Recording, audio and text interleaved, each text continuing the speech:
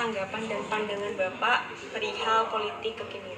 Oke, yang namanya politik itu nggak bisa, pertama ya, yang namanya politik nggak bisa dilepaskan dari kehidupan manusia ya, dalam konteks apapun, konteks yang paling kecil ataupun konteks yang paling besar, misalnya dalam proses pengelolaan negara.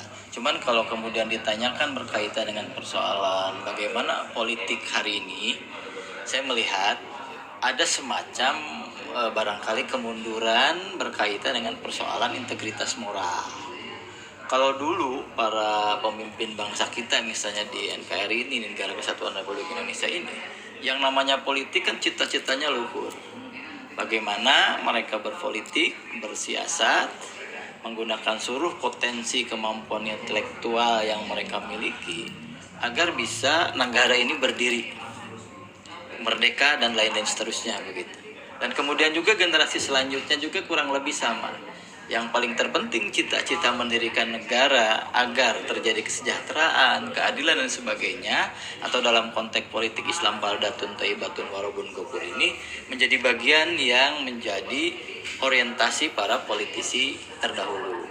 Tapi kemudian kalau kita perhatikan berkaitan dengan bagaimana praktek dan perilaku politik para politisi hari ini, tentu tadi saya katakan ada semacam degradasi. Mungkin dari sisi sistem mungkin agak lebih baik, tapi dari sisi perilaku politik, terutama berkaitan dengan integrasi moral, inilah yang saya sebut sebagai ada kemunduran berkaitan dengan bagaimana praktek politik hari ini begitu. Jadi kalau kita coba gunakan teorinya Andy Hewitt, ya, dia menyebutkan bahwa orang berpolitik itu paling tidak ada 4. Yang pertama, bagaimana politik itu ideal, ingin menciptakan yang disebut dengan hidup ini sesuai dengan apa yang diharapkan. Kalau dalam konteks negara, menciptakan bagaimana negara itu sampai kepada tujuan bernegara dan seterusnya begitu. Sehingga politik itu menjadi satu hal yang sangat luar biasa penting. Kemudian yang kedua, kata Hewood juga, dia menyebutkan bahwa politik itu sebetulnya adalah komunikasi antara state, antara pemerintah dengan civil society.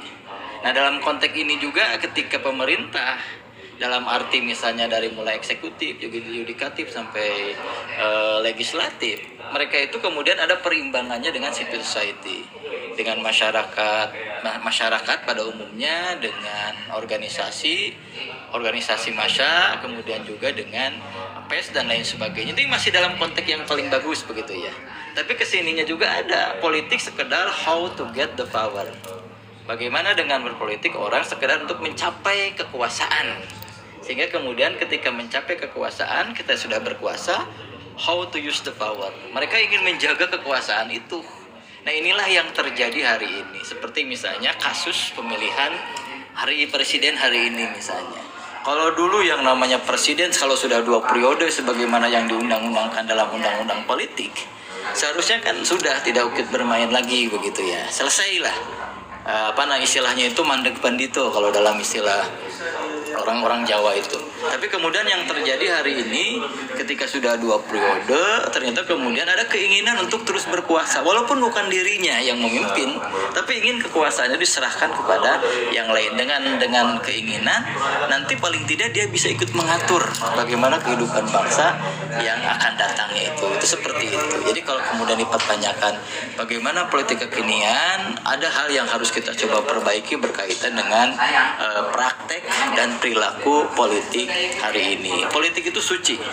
Bagaimana orang mendapatkan how to get the power, mendapatkan kekuasaan dalam rangka apa? Mencapai baldatun thayyibatun warabun gofur. Tapi ketika kemudian ada kesalahan memaknai politik sekedar untuk mendapatkan kekuasaan, kemudian setelah berkuasa orang menjadi enak dan lain sebagainya sampai lupa daratan, inilah sesungguhnya yang harus dihindari oleh kita, gitu, seperti itu. Lanjut di pertanyaan kedua, Bapak, bagaimana pendapat dan pandangan Bapak terkait politik Islam? Saya katakan tadi, politik dalam Islam itu include. Islam itu adalah bagaimana cara mengatur dari mulai hidup sampai kemudian mati, dari mulai bangun tidur sampai kemudian tidur lagi. Sehingga kalau aspek politik menjadi bagian yang tidak dipisahkan dari kehidupan manusia, maka Islam pun sebetulnya memberikan aturan main berkaitan dengan berpolitik tadi itu. Oleh karena itu saya sendiri berani mengatakan bahwa politik dalam Islam itu harus, bahkan bisa jadi hukumnya adalah wajib ketika politik disalurkan dengan jalur yang sebenarnya. Dalam rangka apa tadi?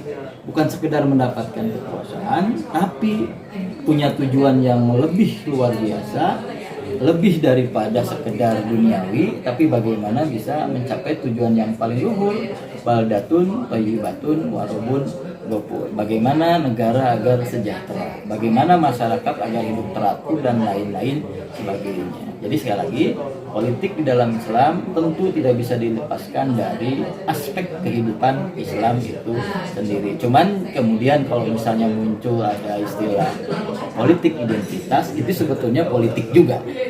Karena yang namanya politik identitas itu ya bagian yang natural, bagian yang tidak bisa dipisahkan dari yang namanya manusia.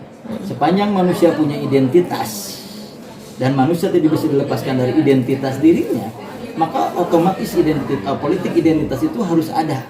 Justru kalau seandainya kemudian kita mengecam, meniadakan politik identitas, kita sesungguhnya adalah orang yang tidak mengerti berkaitan dengan sistem demokrasi. Jadi Islam itu identitas. Ketika dia masuk dalam ranah politik, maka seharusnya identitas Islam itu nggak bisa dilepaskan ketika dia masuk pada ranah politik juga. Jadi kalau misalnya hari ini sebutkan, oh jangan ada politik identitas, itu sebetulnya politik orang-orang yang tidak menginginkan ada identitas tertentu mampu memberikan warna pada perilaku sistem politik yang ada di negara kita itu.